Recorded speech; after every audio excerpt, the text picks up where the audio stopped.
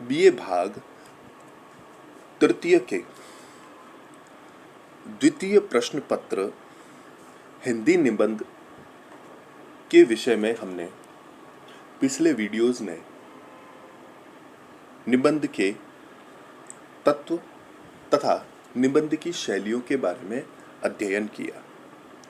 मैं डॉक्टर मुकुंद नारायण, हिंदी विभाग, राजकीय डूंगर महाविद्यालय। आज हम निबंध के भेद पढ़ेंगे। वरण्य की प्रकृति के अनुसार निबंध के अनेक प्रकार हो सकते हैं, किंतु यहाँ हम उसके विवरण की सुविधा के लिए सामान्यतः 4 भागों में विभाजित करते हैं। मुख्य रूप से वर्णनात्मक, विवरणात्मक, विचारात्मक और भावात्मक। निबंध के ये चारों प्रकार अंग्रेजी में यथावत विद्यमान हैं, जैसे descriptive, narrative, reflective and emotional. कुछ विद्वान वर्णन और विवरण को परस्पर पूरक मानकर इनके पृथक विभाजन को उचित नहीं मानते। इसके विपरीत इनके अतिरिक्त व्याख्यात्मक, आलोचनात्मक, इतिवृत्तात्मक आदि निबंध की कुछ अन्य श्रेणियां भी स्वीकार की गई है, किंतु इसे विषय की अनावश्यक विस्तार मात्र मानना होगा। यहां यह भी उल्लेखनीय है कि यह वर्गीकरण इतना संकीर्ण नहीं कि इन भेदों में प्रवृत्तिगत आदान प्रदान न हो सके। अब कुछ विशेष जो भेद है उनके बारे में हम विस्तार पूर्वक बात करते हैं। सबसे पहली बात है वर्णनात्मक निबंध। इस प्रकार के निबंध में किसी विशेष दृश्य अथवा वातावरण का चित्र रहता है। इसके अंतर्गत विषय का सूक्ष्म निरूपण न रहकर स्थूल वर्णन मात्र रहता है।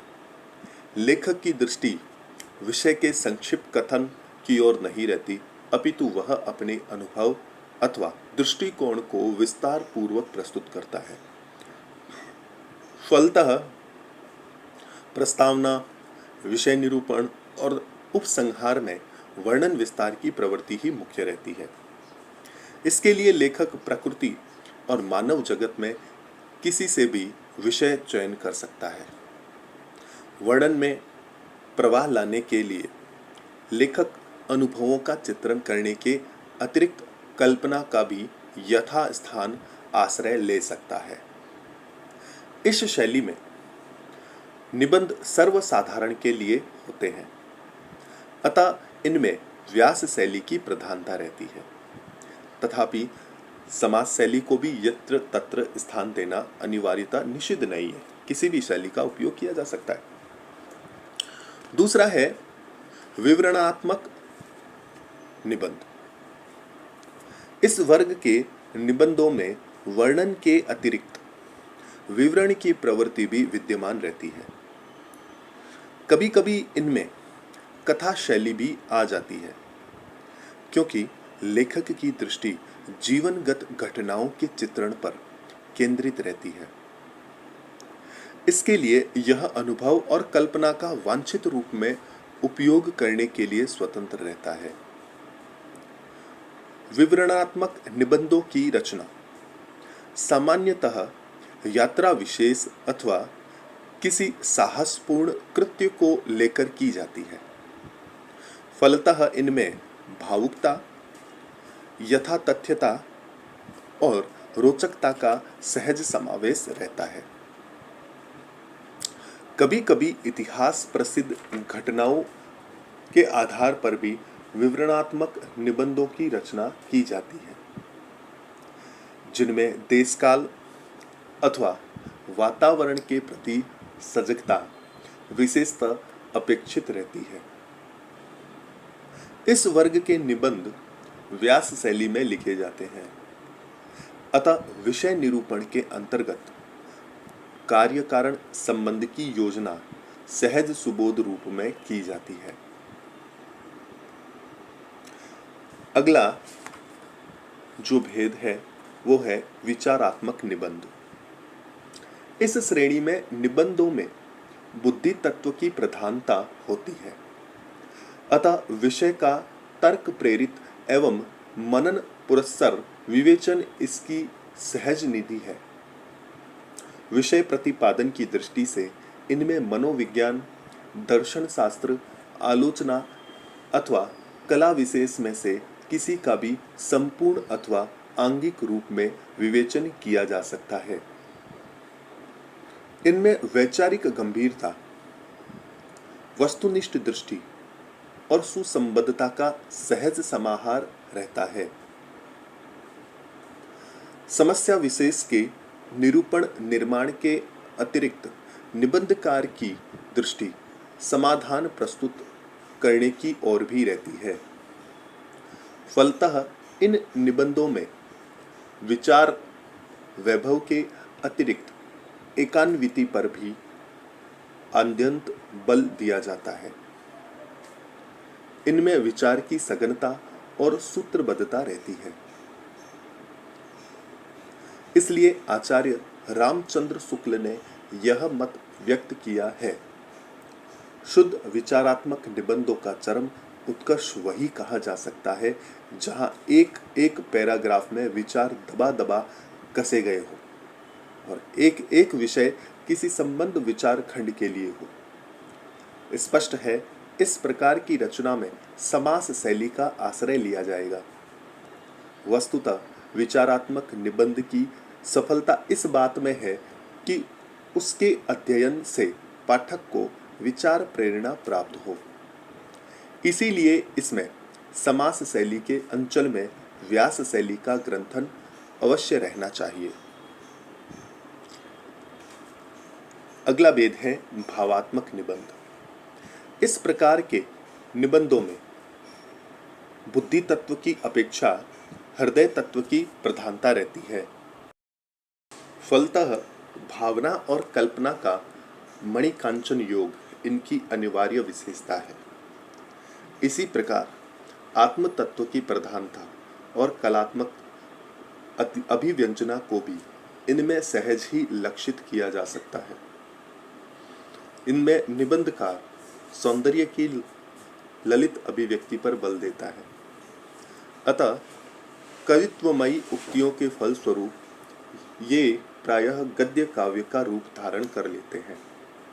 इसलिए इनमें धारा शैली और विक्षोभ शैली में किसी एक की अथवा दोनों की मिश्रित रूप में स्थिति रहती है। सामान्यतः इन निबंधों के भी दो प्रकार हो सकते हैं, एक तो रागात्मक निबंध और दूसरे हास्य व्यंग्यात्मक निबंध।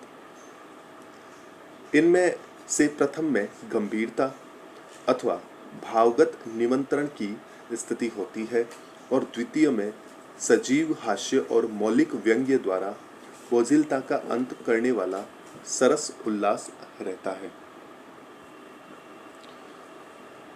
ये चार निबंध के भेद बताए जाते हैं। निबंध के महत्व के बारे में हम बात करते हैं। साहित्य के सफल रूप में रचना के लिए यह आवश्यक है कि उसकी पृष्ठभूमि में साहित्यकार के आत्मविश्वास का बल हो। निबंधकार भी लोक दर्शन जनित विश्वास का धनी होता है। इसके अभाव में निबंध में आत्म तत्व का समावेश दुर्लभ होगा। वस्तुतः निबंध रचना के लिए अपेक्षित प्रतिभा का प्रबुद्ध होना इसी बात पर निर्भर करता है कि लेखक ने लोक संघर्ष को अपनी आत्मा में किस सीमा तक ग्रहण किया।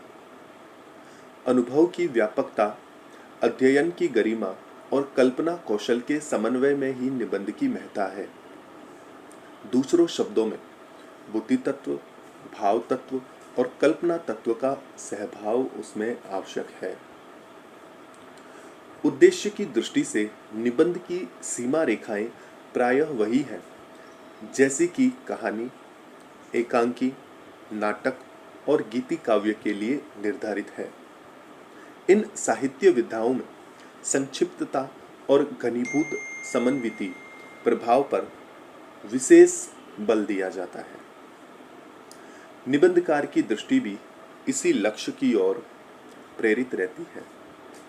इसलिए निबंध में विषय और शैली की दृष्टि से अधिक एकात्मकता रहती है।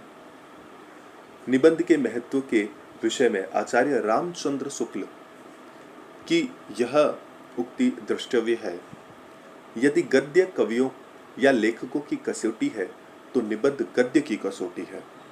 भाषा की पूर्ण शक्ति का विकास निबंधों में ही सबसे अधिक संभव है। स्पष्ट है, यदि निबंध लेखक अपने दायित्व के प्रति सजग है तो उसकी कृति गद्य के अन्य रूपों की अपेक्षा अधिक सफल होगी, क्योंकि कारण स्पष्ट है, उसमें समाज, दर्शन शास्त्र, मनोविज्ञान, शैली आदि का एक साथ समाहार संभव है।